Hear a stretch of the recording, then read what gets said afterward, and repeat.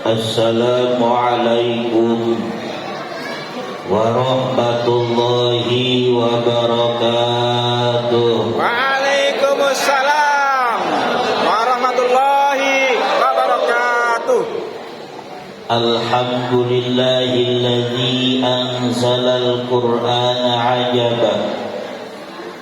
Wassalatu wassalamu ala rasulil mustafa wa ala alihi wa ashabihi ahli sidqi wal wafa. Ashhadu an la ilaha illallah wahdahu la syarika lah wa ashhadu anna muhammadan abduhu wa rasuluhu la nabiyya ba'dah. Amma ba'du, faqad qala Allah ta'ala fil Qur'anil Karim wa huwa asdaqul qailin. A'udzu billahi minasy syaithanir rajim. Bismillahirrahmanirrahim. Alif lam mim. Dzalikal kitabu la raiba fihi hudan lil muttaqin. Al-ayah. Sadaqallahul aliyyul azim wa sadaqa rasuluhun nabiyul habibul karim. Wa nahnu ala dzalika minasy syahidin syakirin. Alhamdulillahi rabbil alamin. Pertama dan yang paling utama, marilah kita panjatkan puja dan syukur kehadirat Allah ilahi Rabbi, yang mana telah memberikan kita berbagai nikmat, terutama nikmat iman dan Islam, diiringi dengan nikmat sehat jasmani dan ruhani, sehingga alhamdulillah dengan wasilah tersebut kita bisa berkumpul, bermuajahah, bersilaturahmi di tempat yang sangat amat mulia menurut Allah Subhanahu wa taala, yakni di Masjid At-Taqwa. Mudah-mudahan kumpulnya kita di sini mendapatkan ridho Allah Subhanahu wa taala. Dan juga mudah-mudahan kumpulnya kita di sini menjadikan wasilah kumpulnya lagi kita di surganya Allah Subhanahu wa taala. Amin. Ya rabbal alamin. Ya rabbal alamin. Salawat beserta salam semoga tercurah limpahkan kepada junjungan alam, yakni habibina wa syafi'ina wa qurrati a'yunina wa maulana Muhammad sallallahu alaihi wasallam, beserta keluarganya, para sahabatnya, para tabi'in, asbat tabi'innya, dan juga kita semua selaku umatnya yang mudah-mudahan mendapatkan syafaatul uzma nanti di yaumil qiyamah. Amin ya rabbal alamin. Yang saya hormati para alim ulama, para hujjah, para asatidz, para kesepuhan, tokoh masyarakat, tokoh agama, aparatur pemerintah, yang mohon maaf tidak bisa saya sebutkan satu persatu, namun insya Allah tidak mengurangi rasa hormat dan takzim saya. Wabil khusus penghormatan setinggi-tingginya saya sanjungkan kepada Al-Mukarram Abah Haji Iman Basuki sebagai Ketua DKM Masjid At-Taqwa, dan juga saya hormati dan saya minta doanya pada guru kita semua, yakni Abah Kiai Haji Ridwan, yang selalu mengajarkan kita walaupun hanya seminggu sekali, ya kudunya mah tiap hari tapi dengan kesibukan beliau, jadwal di luar, mungkin di Masjid At-Taqwa kebagiannya seminggu sekali. Dan juga yang saya hormati Ketua Risma. Apa itu singkatan Risma itu?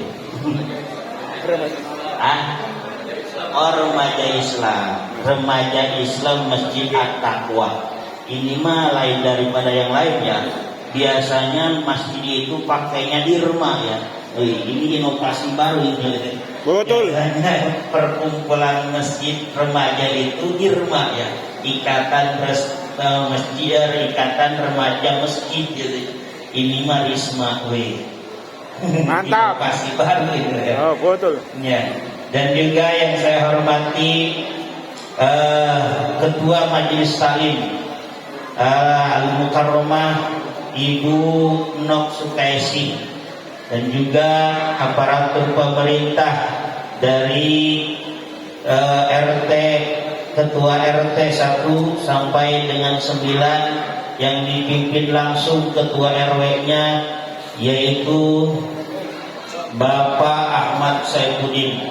Kita doakan mudah-mudahan seluruh guru-guru kita, dan juga tak lupa kesepuhan kita, yaitu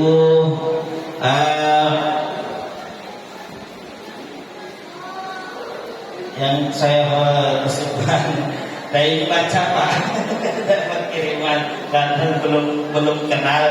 Jadi tokoh masyarakat yaitu Bapak Hendra yang saya hormati, dan juga khusus penghormatan tertinggi yaitu kepada Ketua Panitia Perayaan Malam atau Lailatul Nuzulul Quran, yakni Bapak Totong Sunarto.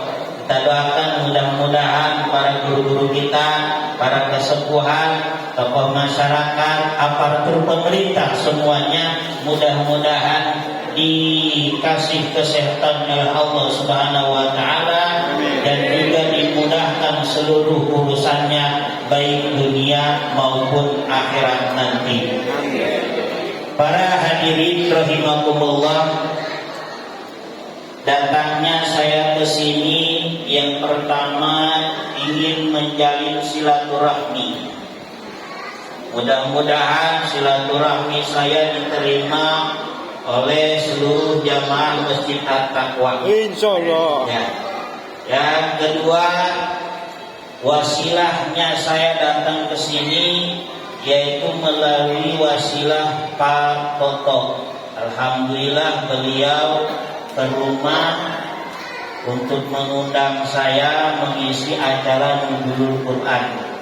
Padahal mah saya nggak biasa Pak, nggak biasa. Ya.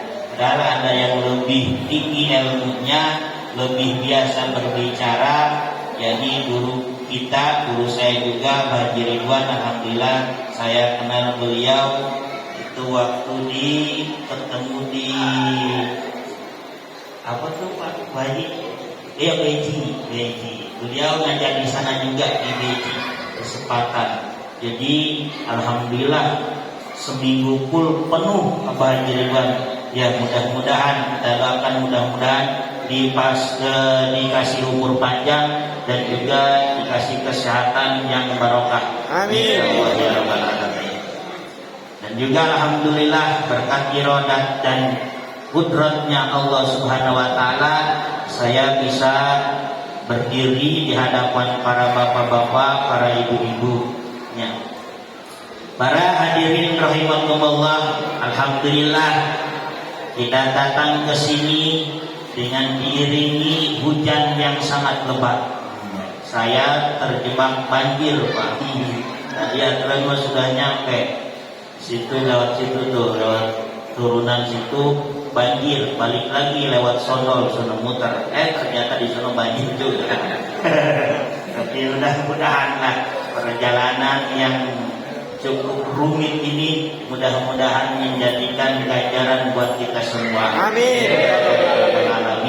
Dan mudah-mudahan ini hujan tandanya rahmat dari Allah Subhanahu wa taala. Amin. Punten bagilah. Para hadirin rahimakumullah, berbicara nuzulul Quran. Apa sih nuzulul Quran? Dari bahasanya aja nuzulul Quran, bahasa Arab.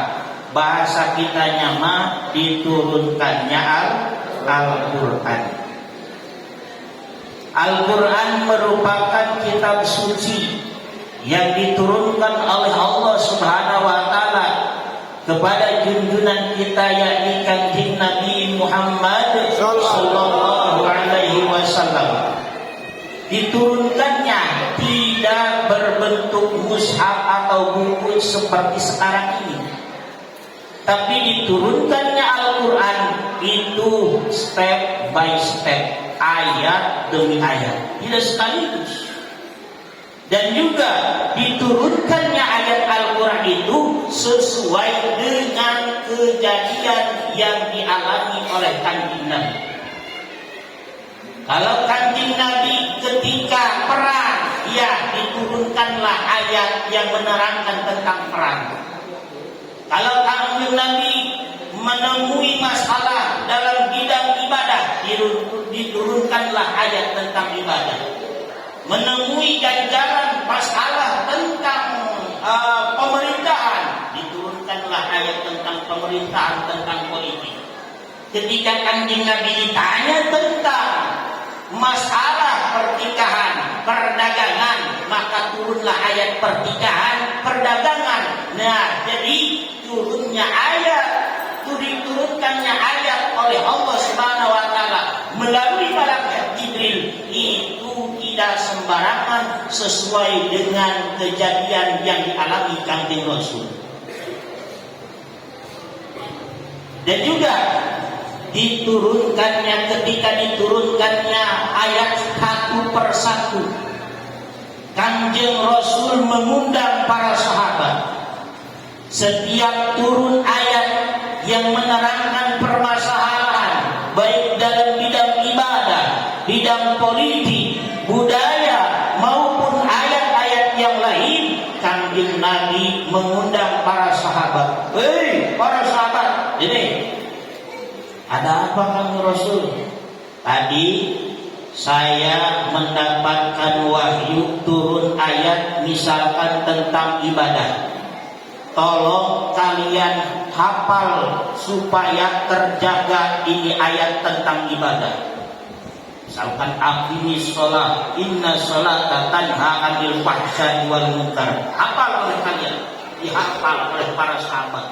Untuk apa? Untuk menjaga kelestarian Al-Quran tersebut. Ada yang ahli tulis menulis, silahkan. Yang bisa tulis menulis, silahkan tulis ayat Al-Quran, ditulis. Ditulisnya dulu nggak ada kertas Pak, jadi pakai pelepah rumah, pakai kulit atau tulang onta, dan juga pakai batu-batu yang tipis. Nah itu ditulis supaya apa? Supaya kelestarian Al-Quran terjaga nyampe hari kiamat. Begitu wafatnya Kanjeng Rasul, Al-Quran singkat aja lah ini ya. Ya sejarah singkat aja. Setelah wafatnya Kanjeng Rasul, tumbang kepemerintahan dipegang oleh Abu Bakar Siddiq. Dilanjutkanlah Abu Bakar Siddiq, dilanjutkan Khalifah Abu Bakar Siddiq, kepemerintahan dari Rasulullah turun ke Abu Bakar Siddiq. Nah, di Abu Bakar Siddiq peperangan tidak berhenti sampai Kanjeng Nabi wafat, enggak, terus. Ya, untuk meningkatkan jihadnya, meninggikan agama Allah, peperangan terus terjadi nyampai Khalifah Abu Bakar Siddiq. Ya, terjadilah peperangan yang sangat amat besar, yakni peperangan di Yamamah. Di situ dalam peperangan Yamamah, tentara Islam yang gugur di medan perang itu banyak sekali. Di antaranya ada yang menyebutkan 70 para penghafal Quran itu gugur di medan perang di Yamamah. Ada yang menyebutkan 77 orang. Nah, ketika melihat kejadian tersebut, Sayyidina Umar miris. Sayyidina Umar berpikir, andai kata peperangan terus terjadi, dan para penghafal-hafal Al-Quran gugur di medan perang. Ntar siapa yang melestarikan, yang menjaga Al-Quran tersebut? Maka Sayyidina Umar mempunyai gagasan, yaitu untuk membukukan atau memushafkan Al-Quran. Usulannya Sayyidina Umar kepada Khalifah Abu Bakar Siddiq. Kalau sekarang presidennya, Pak Presiden, maaf, saya punya usul. Silahkan Pak Umar. Silahkan Pak Umar. Usul apa yang Anda berikan kepada saya? Begini Pak Abu Bakar, Pak Presiden, berhubung peperangan terus terjadi dan banyak para hafiz penghafal Al-Quran berguguran, maka saya mengusulkan Al-Quran untuk dibukukan atau dimushafkan. Apa jawaban Sayyidina Umar? Menolak gagasan usulan dari Sayyidina Umar. Kata Abu Bakar, oh maaf Pak Umar, gagasan Anda saya tolak. Kenapa? Karena Kanjeng Rasul tidak memerintahkan dan tidak mencontohkan ayat Al-Quran ditulis dalam bentuk buku atau mushaf. Ditolak. Setelah ditolak, Sayyidina Umar terus melakukan negosiasi dengan Abu Bakar dengan alasan-alasan tertentu. Maka singkat cerita, usulan Abu Bakar diterima, usulan Sayyidina Umar diterima oleh Presiden Abu Bakar. Oke, untuk alasan tersebut saya terima. Apa alasan Sayyidina Umar untuk membukukan Al-Quran atau memushafkan Al-Quran? Takut ketika peperangan terjadi, para hafiz penghafal Al-Quran banyak yang berguguran lagi. Jadi Sayyidina Umar menggagaskan bahwa Al-Quran untuk dibukukan. Setelah mendengar seperti itu, direnungkan oleh Abu Bakar, diterimalah. Langsung Sayyidina Abu Bakar menghadap ke Zaid bin Sabit, seorang ahli tulis Al-Quran. Dipanggillah Zaid bin Sabit. Zaid, sini menghadap saya. Ya Pak, ada apa? Saya mendapatkan usulan gagasan dari Sayyidina Umar bahwa untuk membukukan Al-Quran atau memushafkan Al-Quran. Apa jawaban Zaid bin Sabit? Sama dengan jawaban Abu Bakar pertama, menolak. Dengan alasan yang sama. Maaf Pak Abu Bakar, saya kurang setuju. Kenapa saya? Karena itu tidak ada perintah dari Kanjeng Rasul dan tidak dicontohkan oleh Kanjeng Rasul. Jadi saya menolak. Ditolak. Ahli tulis, juru tulis daripada Al-Quran Zaid bin Sabit. Nah sama Zaid bin Sabit itu menolak, tapi setelah dikasih pengertian, pengetahuan, alasan-alasan yang logis, masuk akal, maka Zaid bin Sabit pun menerima. Oh, kalau begitu alasannya saya terima. Ditulislah Al-Quran, dikumpulkanlah para hafiz Al-Quran, para penghafal Al-Quran oleh Zaid bin Sabit, terus ditulislah Al-Quran oleh Zaid bin Sabit. Terjadilah atau jadilah Al-Quran seperti sekarang ini. Ini ceritanya panjang sebenarnya. Ini dari singkat aja. Dari Zaid bin Sabit terus setelah kepemimpinan Sayyidina Abu Bakar, wafatlah Sayyidina Abu Bakar pada tahun 13 Hijriah, maka tumbak kekhalifahan, kepemimpinan turun ke Sayyidina Umar, maka mushaf Al-Quran yang telah dibukukan oleh Zaid bin Sabit turunlah ke Sayyidina Umar, maka sekarang yang memegang mushaf Al-Quran adalah Sayyidina Umar. Turun Sayyidina Umar, wafat Sayyidina Umar, itu mushaf Al-Quran dikasihkan turun ke anaknya Hafsah. Setelah Hafsah, setelah Sayyidina Umar wafat, digantilah Sayyidina Utsman.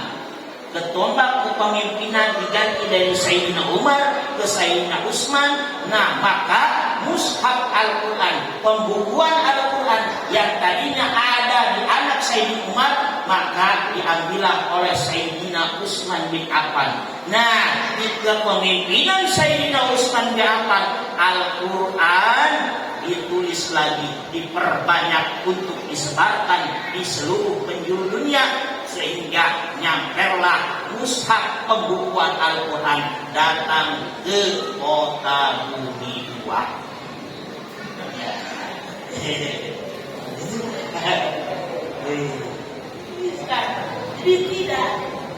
Jadi tidak segampang itu.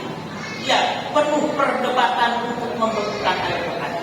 Nah, selesai cerita tentang Al-Quran. Sekarang kita menuju ke keistimewaan dari Al-Quran. Apa sih keistimewaan Al-Quran? Sangat istimewa. Kenapa? Karena Al-Quran merupakan satu-satunya mukjizat yang besar yang dimiliki oleh Kanjeng Rasul, yang tidak dimiliki oleh nabi-nabi yang lain. Kenapa Al-Quran bisa disebut mukjizat yang paling besar? Ya, karena Al-Quran terus nyampe sampai kiamat, terus terpakai. Mukjizat-mukjizat yang diberikan kepada nabi-nabi yang lain, misalkan mukjizat Kanjeng Nabi Musa diberikan tongkat. Yang tongkat itu bisa menjadi ular besar, sehingga mengalahkan tukang sihir yang disewa oleh Fir'aun. Ya. Nah, andai kata itu tongkat masih ada sampai sekarang, apa dipegang oleh orang kota Bumi, apakah bisa menjadi ular? Nggak bisa, walaupun itu tongkat Nabi Musa. Dan kehebatan tongkat Nabi Musa yaitu bisa membelah lautan. Andai kata itu tongkat Nabi Musa masih terjaga dan masih ada, diberikan kepada orang kota Bumi, bisakah membelah lautan itu tongkat? Gak bisa. Jangankan membelah lautan, membelah air yang di jalan aja gak bisa. Ya, itulah jadi mujizat ya Rasul, mujizat Nabi yang terpakainya pada saat itu doang. Tapi Al-Quran mujizat Kanjeng Rasul, walaupun Kanjeng Rasulnya sudah tidak ada, sudah wafat, tapi Al-Quran masih eksis, terpakai nyampe sekarang, bahkan nyampe ke ila yaumil kiamah, sampai ke hari kiamat. Inilah kehebatan Al-Quran. Makanya Kanjeng Rasul bersabda dalam hadisnya, man ta'allamal Qur'an khairukum man ta'allamal Qur'an wa 'allama. Sebaik-baiknya orang adalah orang yang mempelajari Al-Quran dan mengajarkannya lagi. Jadi jangan malu-malu, Pak.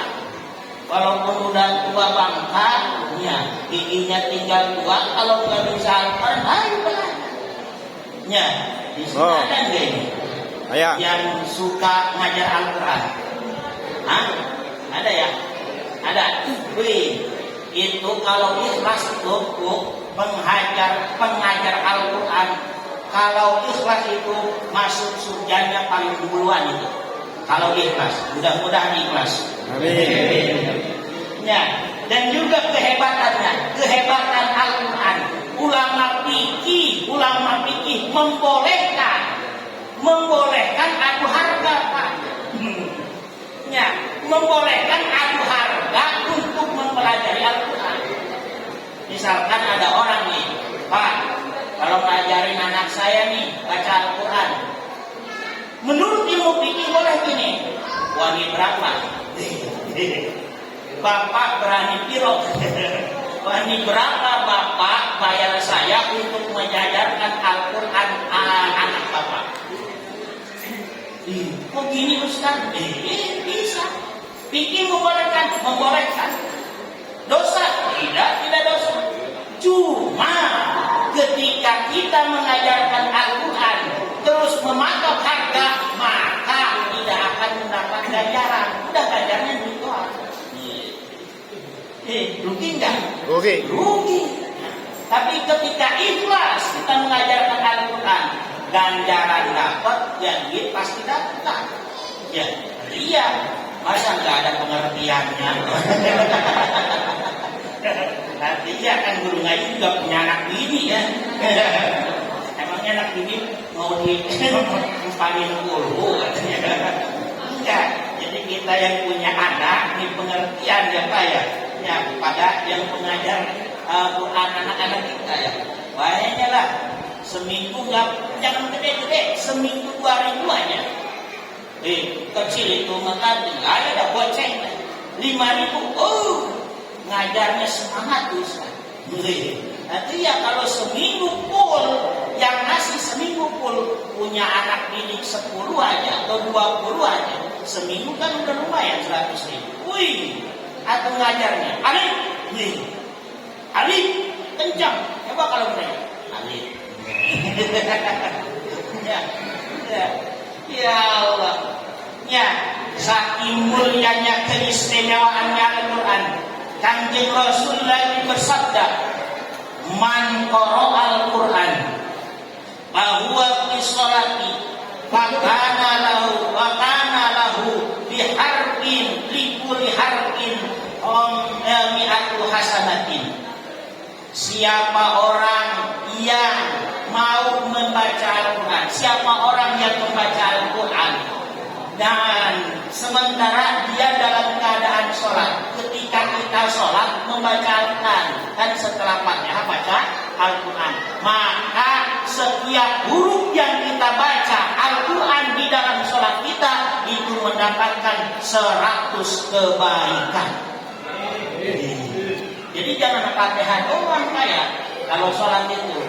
Ya, jangan pakai Bismillahirrahmanirrahim. Alhamdulillahirabbil alamin arrahmanirrahim maliki yaumiddin. Iyyaka na'budu wa iyyaka nasta'in ihdinas siratal mustaqim. Siratal ladzina an'amta 'alaihim ghairil maghdubi 'alaihim waladdallin. Amin. Allahu akbar. Ya. Baca Quran. Wah, saya emang gak ada yang hafal dengan Quran. Terus apanya apa? Itu cuma kulhu doang. Itu enggak Quran. Ya, apalnya cuma kulhu doang. Baca kulhu. Rakaat pertama kulhu. Rakaat kedua kulhu lagi. Jadi itu mah manusia kulkul. Ya, bisa. Ya, agama tidak memberatkan. Ya, agama tidak memberatkan. Bisanya apa? Oh, bisanya Yasin. Silakan Yasin. Bismillahirrahmanirrahim. Yasin. Allahu Akbar. Allahu Akbar. Boleh. Itu nama ibu bapak. Itu Yasin hurufnya ada berapa? Kali 100. Udah, daripada malam tolim doang, dapat Fatihah doang. Ya Allah. Ya baca Pak. Apa yang kita baca, apa yang kita bisa Quran baca di dalam sholat. Nun itu kan baca. Qaf baca. Alif lam mim baca. Jangan sampai sholat kita kosong dari pembacaan surat Al-Quran. Rugi. Kenapa? Karena kita kan sholat tujuannya mencari ganjaran, mencari pahala. Maka baca. Kayak ini nih, kayak kita jarah kubur. Kita punya orang tua udah meninggal. Ya, barang ditanya ada yang tanya, "Woi, Mas, kok sampean saya lihatnya tiap tahun gak mudik-mudik, emang gak jarah doang, emang udah gak punya orang tua tak?" Ya, udah meninggal katanya di kampung. Terus emang gak jarah? Gimana saya mau jarah Pak? saya bisa, hadorotnya juga nggak bisa. Ya, hadorotnya juga nggak bisa. Ya, baca Quran saya nggak bisa. Ziarah kubur itu artinya ziarah. Itu arti ziarah apa? Ziarah kubur, ziarah itu bahasa Arab. Kalau bahasa kitanya mengunjungi. Ziarah itu bahasa kitanya mengunjungi. Kalau kita mengunjungi bapak ibu kita yang masih hidup, jangan bawa apa-apa dah. Mengunjungi orang tua dan mengunjungi main doang, nggak bawa apa-apa. Kira-kira orang tua kita senang nggak? Ya, Nang. Iya. Walaupun bawa orang sebungkus doang buat bapak kita, wih senang. Ya, itu sama juga Pak. Ya, kita ziarah kubur, nggak bisa hadorot, udah biarin. Nggak bisa baca Quran, biarin, kunjungi aja kuburannya, duduk aja. Ya. Terus gimana? Jangan duduk aja. Nanti sih kita mengunjungi orang tua kita yang masih hidup, baca apa? Assalamualaikum. Ya iya baca kita. Assalamualaikum Pak. Anak bapak nih datang. Ya iya. Pakai bahasa kita, boleh.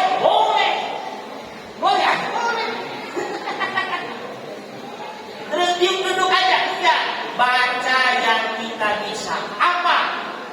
Biasanya Fatihah, baca Fatihah. Berapa kali? Nyampe kenyang baca Fatihah di situ. Diterima amal ibadah kita baca Fatihah. Nyampe ke alam kubur. Bisanya apa? Nggak bisa Fatihah. Bisanya apa? Kulhu doang. Baca kulhu. Berapa? Nyampe. Nggak bisa juga. Dari ayat Al-Quran nggak bisa. Bisanya apa? Zikir apa?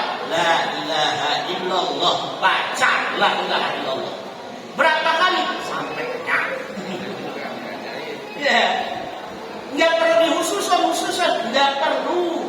Kalau orang tua kita cukup kita duduk, di kuburan baca yang kita bisa. Allahu Akbar, baca. La ilaha illallah, baca. Allah, bisanya Allah, baca di situ. Insya Allah pahala kita akan ngalir kepada kedua orang tua kita. Jadi jangan ada alasan. Jangan ada alasan mulai detik ini, jangan ada alasan untuk tidak menziarahi orang tua kita dengan alasan tidak bisa hadorot, tidak bisa baca Al-Quran. Gampang. Islam itu mudah, tidak sulit. Kita kembali lagi. Jadi manqara, siapa orang yang membaca Al-Quran sementara dia dalam keadaan sholat, maka setiap huruf bakal dibalas dengan 100 kebaikan. Wa man qara'a fi ghairi sholati ala unwi falahu bi kulli harfin khamsun wa ishruna hasanatan. Siapa orang yang membaca Al-Quran di luar sholat tadarusan, sementara dia dalam keadaan mempunyai wudu, tadarusan punya wudu, baca Quran punya wudu, maka setiap huruf yang kita baca dari Al-Quran tersebut mendapatkan 25 kebaikan. Setiap huruf. Satu lagi, wa man qara'a fi ghairi sholati wa man qara'a fi ghairi wudu'in falahu ashru hasanati. Siapa orang yang membaca Al-Quran di luar sholat tapi tidak mempunyai wudu, maka ganjarannya 10 kebaikan. Setiap huruf yang kita baca dari Al-Quran, ketika kita membaca Al-Quran tidak mempunyai wudu, maka setiap huruf diganjar, dibalas dengan 10 kebaikan. Masya Allah. Ya. Nah, tapi awas, saking istimewanya Al-Quran itu tidak bisa dibaca oleh sembarang orang, tidak bisa dipegang oleh sembarang orang, tidak bisa dibawa oleh sembarang orang. Al-Quran yang suci, maka orangnya yang membawa Al-Quran, yang memegang Al-Quran harus dalam keadaan suci. Mana? Ya, wanita yang sedang haid tidak boleh membaca Al-Quran, tidak boleh memegang Al-Quran, tidak boleh membaca, tidak boleh membawa Al-Quran. Ingat bunyi. Ya. Satu, wanita yang sedang haid, satu, tidak boleh membaca Al-Quran, tidak boleh memegang Al-Quran, tidak boleh membawa Al-Quran. Itu aja tuh lah. Oleh-olehnya nih, nuzulul Quran tuh 3. Ya, gimana Mas katanya, kalau saya terus megang Al-Qurannya pakai sejadah, sama aja, nggak boleh. Ya, itu ya. Ini kan ada. Kamu lagi haid ya? Itu Quran itu ada di bawah. Tolong ambil. Saya lagi haid. Itu ada sejadah, pakai sejadah. Yang nggak boleh sama. Ya, wanita yang haid boleh membaca Al-Quran, boleh. Cuman niatnya jangan niat baca Al-Quran, tapi niatnya zikir. Seperti gini. Ya, kita lagi haid bunyi. Ada pengumuman di masjid. Ya, inna lillahi wa inna ilaihi raji'un. Gitu kan? Telah wafat atau telah pulang ke rahmatullah. Ya, Zaid bin Bakar tadi malam pukul 2.30 di rumah sakit Husada. Kan ini kan, kalau kita mendengar orang yang meninggal, kita sudah mendoakan dengan membaca innalillahi wa inna ilaihi raji'un. Innalillahi wa inna ilaihi raji'un itu ayat Al-Quran. Ketika dibaca oleh ibu yang lagi haid, gak boleh, haram hukum. Terus gimana? Niatin zikir. Untuk bapak-bapak, kalau tidak punya wudu, tidak boleh memegang Al-Quran, tidak boleh membawa Al-Quran. Kalau baca silakan. Atau yang punya hadas gede, hadas besar, lagi punya junub, kalau lagi punya junubnya nggak boleh baca Quran. Bapak-bapak nih yang punya junub, nggak boleh baca Quran, nggak boleh megang Quran, nggak boleh bawa Al-Quran, haram. Sama. Ya. Ini nggak pakai sarung tangan, sama sarung tangan. Bahkan nih, awas nih. Ya, ada bini kita nih, istri kita belanja cabai bawang kan suka dibungkus pakai kertas itu ya, kertas. Pas orang kertasnya perkelas LKS agama, kan itu ada tulisan Al-Qurannya. LKS agama itu kan ada tulisan Al-Quran itu. Ya, ayat menerangkan tentang puasa tadi. Ya ayyuhalladzina amanu kutiba alaikumusiyam kama kutiba alal ladzina min qablikum la'allakum tattaqun. Tertulis di situ di kertas, sama aja. Kalau kita tidak punya wudu, itu tidak boleh memegang ayat Al-Quran yang ada di kertas, haram. Sama ini juga. Jadi hati-hati Bu ya. Kalau belanja itu teliti. Ya, jangan ya ketika bungkus cabai itu pakai kertas yang ada tulisan Al-Qurannya terus dibuang, kita mengetahui di tulisan Al-Quran dibuang, maka kita mendapatkan dosa. Aman kan? Ya Bu ya. Nah, keistimewaan Al-Quran banyak sekali. Ya, jangankan Al-Quran jangankan dibaca mendapatkan pahala. Ya, kalau kita nggak bisa membaca Al-Quran tapi ingin mendapatkan pahala baca Al-Quran, gampang, dengerin aja. Ya, dengerin. Kalau kita tidak bisa membaca Al-Quran, ingin mendapatkan pahala membaca Al-Quran, cukup dengan mendengarkan orang yang membaca Al-Quran. Seperti tadi korek kita, masya Allah suaranya. Jadi ketika ada orang yang membaca Al-Quran, jangan merokok, jangan ngopi, jangan makan makanan snack, jangan makan apa ya. Idza quri'al Qur'anu fastami'u lahu wa ansitu. Bila mana dibacakan Al-Quran, maka kita harus mendengarkan dan diam 1000 bahasa.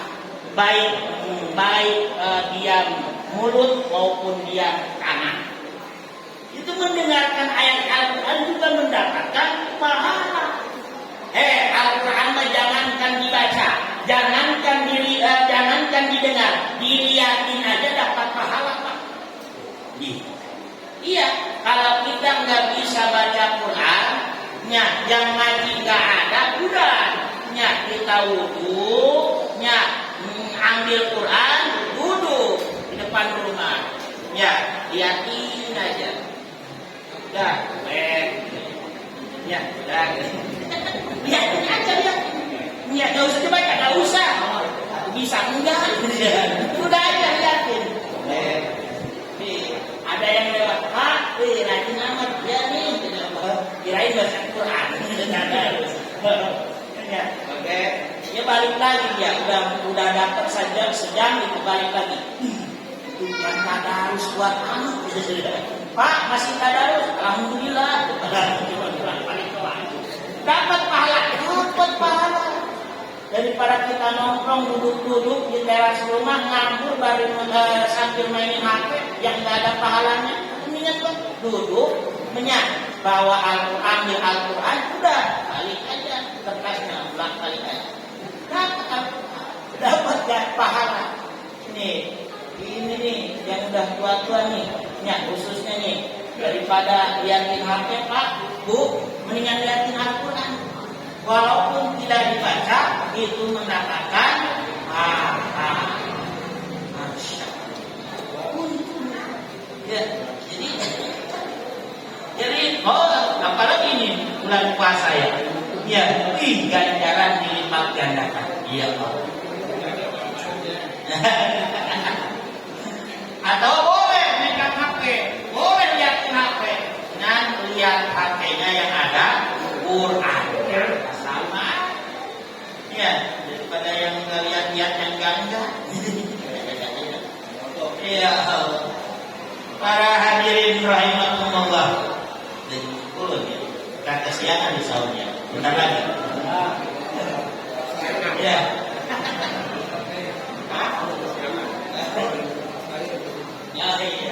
Ya. Mungkin berhubung waktunya sudah tidak memungkinkan, sudah jam 10 pas. Dan tema yang saya hafal juga udah pas, udah habis. Jadi mungkin perayaan Nuzul Al-Quran yang kita rayakan di masjid tercinta kita Masjid At-Taqwa, mudah-mudahan mendapatkan ridha dari Allah Subhanahu wa taala. Mudah-mudahan apa-apa yang disumbangkan baik dari makanan maupun berupa minuman, apa saja yang disumbangkan oleh bapak-bapak, ibu-ibu untuk melaksanakan malam Lailatul Nuzulul Quran, mudah-mudahan dibalas oleh Allah Subhanahu wa taala dengan balasan berlipat ganda di barokati umil Quran Al-Fatihah. A'udzu billahi minasyaitonir rajim. Bismillahirrahmanirrahim. Alhamdulillahirabbil alamin arrahmanir rahim maliki yaumiddin. Iyyaka na'budu wa iyyaka nasta'in ihdinas siratal mustaqim siratal ladzina an'amta 'alaihim ghairil maghdubi 'alaihim waladdallin. Satu lagi pesan. Ini suka ada bentrokannya para rumah yang dekat masjid. gara-gara tadarusan. Begini, jadi hukum tadarusan membaca Al-Quran baik mendapatkan pahala. Tapi ketika mengganggu orang lain itu bukan mendapatkan pahala, tapi mendapatkan dosa. Jadi kalau tadarusan di bulan Ramadan ini kan suka pakai pengeras suara. Jadi disesuaikan. Kira-kira jam istirahatnya jam berapa? Jam 1 udah terus. Ketika kita tadarusan jam 10 melalui corong pengeras suara udah stop. Adapun tadarusannya terus. Iya. Ya, ini merupakan toleransi agama. Dosa ketika kita membaca Al-Quran, orang lain terganggu dengan bacaan Al-Quran kita, maka kita bukan mendapatkan pahala, tapi mendapatkan Dosa. Sama aja ketika kita baca Al-Quran nih, tadarus di masjid, nggak pakai pengeras suara. Tadinya kencang, terus ada yang sholat terganggu dengan bacaan Quran kita, maka kita bukan mendapat pahala, tapi mendapatkan dosa. Jadi ketika kita tadarus di dalam masjid, kalau nggak ada yang sholat, silakan keraskan suara. Tapi ketika ada yang sholat, berhenti dulu atau suaranya diperkecil. Itu ya, ini suka terjadi bentrokan gara-gara itu. Jadi kita toleransi. Ini bukan antara beragama, ini toleransi antar tetangga gitu ya. Jadi itu ingat ini terjadi gesekan. Itu masalahnya itu pasti. Itu saja setiap tahun di bulan Ramadan itu pasti itu saja. Mungkin sekian yang dapat saya sampaikan, kurang lebihnya mohon maaf bila mana ada kata-kata saya yang tidak sesuai atau tidak berkenan di hati para bapak-bapak, ibu-ibu, saya mohon dibukakan pintu maaf yang seluas-luasnya. Akhir kala, wabillahi taufiq wal hidayah. Wassalamualaikum warahmatullahi wabarakatuh. Waalaikumsalam warahmatullahi wabarakatuh. Alhamdulillah.